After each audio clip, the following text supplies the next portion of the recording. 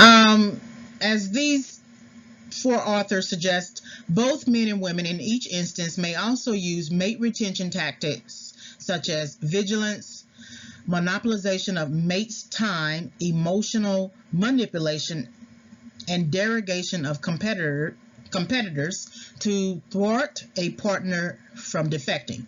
Such tactics are linked to physical violence and intrasexual threats.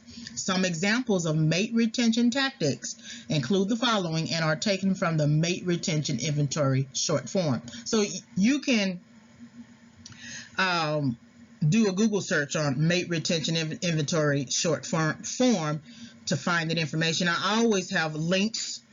So sometimes on my website I will update like a downloadable copy if it is accessible. So here are the four. So vigilance. Here is a mate retention tactic. So with vigilance, you call to make sure your partner was where she or he said she would be. Right? You snooped through your partner's personal belongings. I'm very guilty of that, especially when I started to realize that there was an issue in my past relationship, that he would take his phone and walk outside and talk to whoever he was talking to, and I didn't know who it was. He claimed it was a job interview, but come to find out it was actually his ex-partner. Monopolization of time. So insisted that my partner spend all of her free time with me, spend all my free time with my partner so that she could not meet anyone else. That begins sort of that social isolation from the family and friends.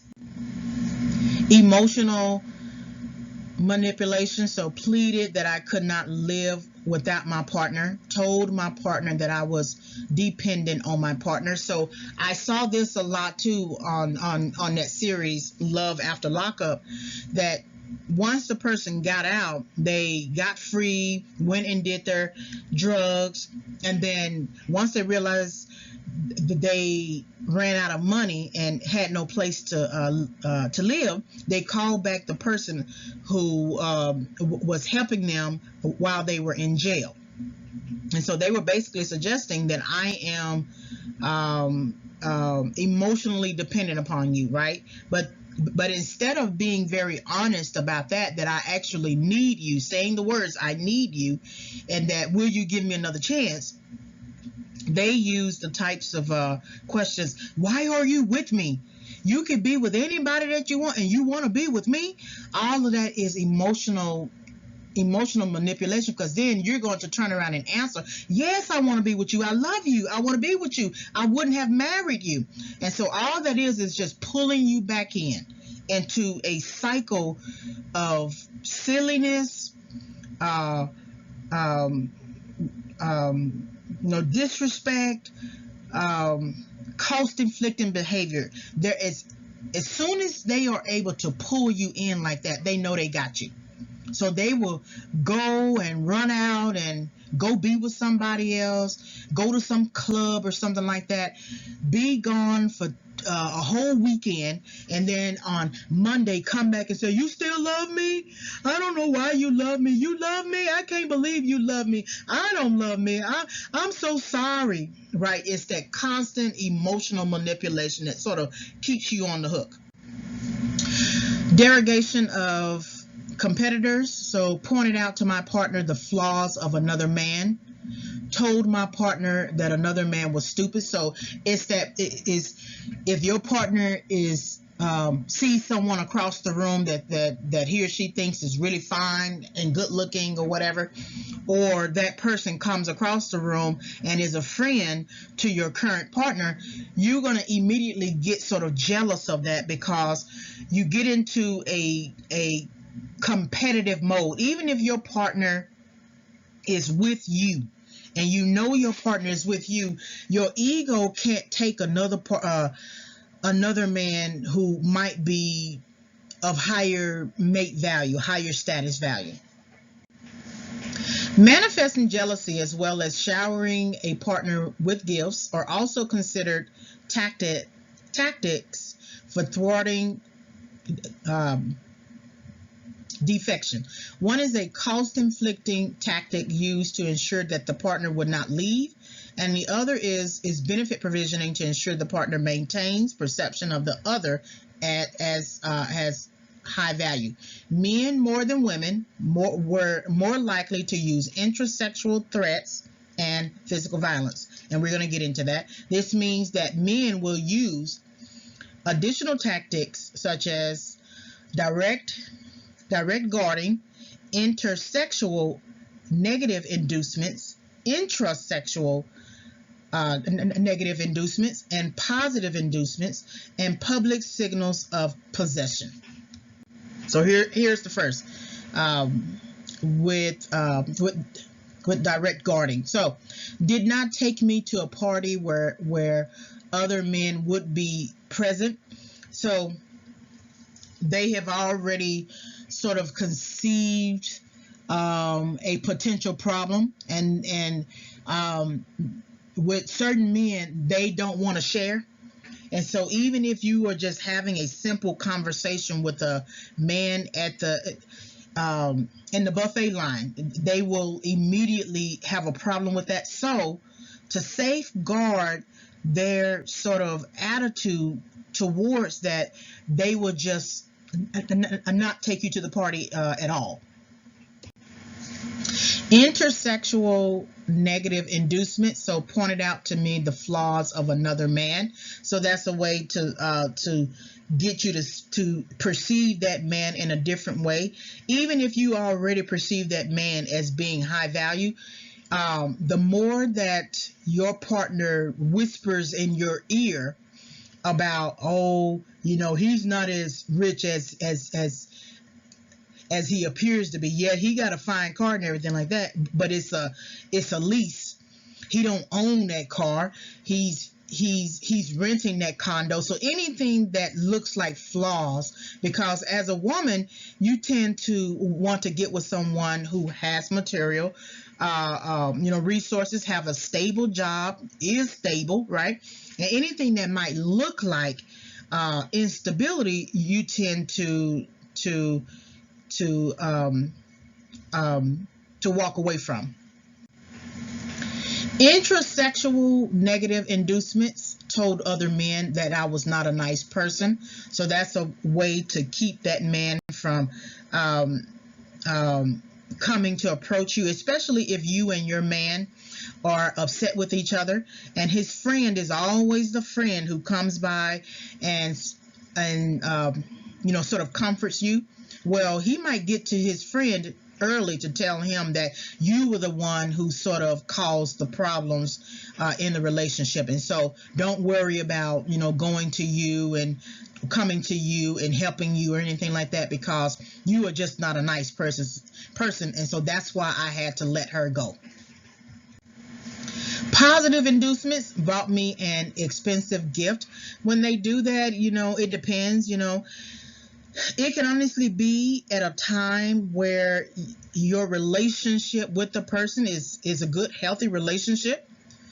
And then it could be a time where they are trying to use an expensive gift to keep you in a dysfunctional relationship. I mean, how many times have you seen this in films, soap operas, reality TV shows?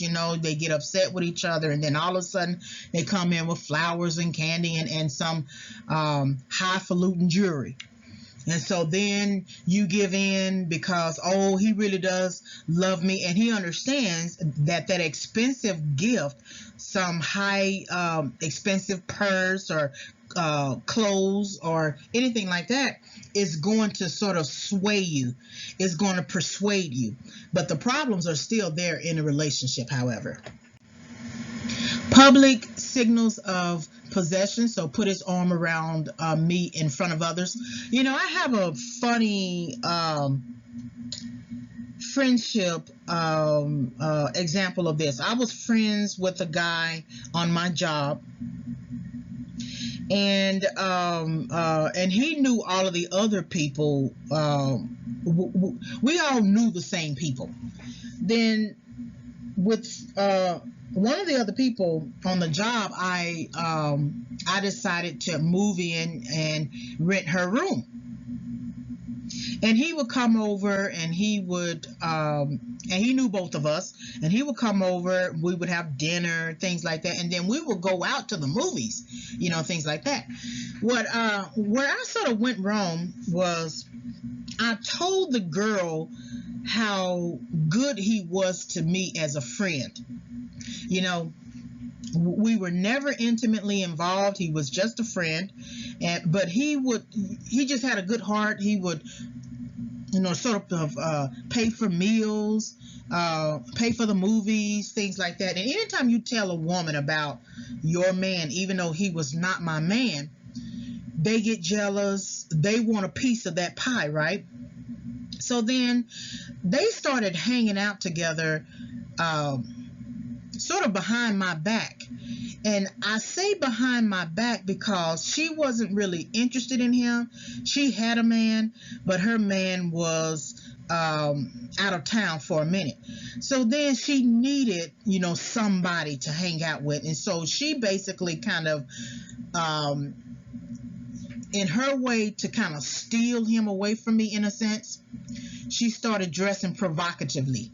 She never did that the whole time I was in the house, the whole time he was coming over to visit with me and take me to the movies. But all of a sudden, when her man had to go out of town on some business trip, and he was going to come back,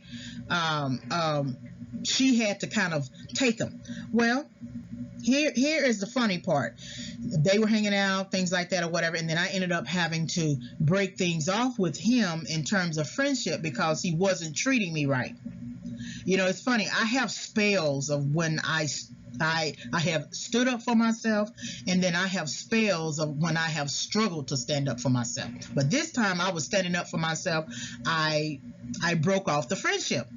So they started hanging out, and then her man came back into the picture. And he was at the house one day, and and then my ex-friend had come to the house. It's funny, and I was washing clothes on that day, so I didn't speak to any one of them, right, because it was just kind of weird. And I come back into the apartment, and when the guy, my ex-friend, came to the house to see the girl I was renting a room from, her man, who came back from out of town, put his arm around her right in front of my ex-friend. And I thought that was strange because why would you need to do that? You know that your girlfriend and her male friend are just friends.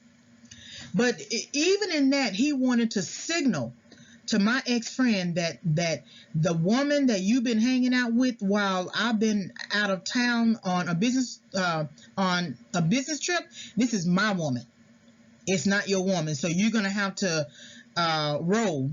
You are not going to be able to hang out with her anymore.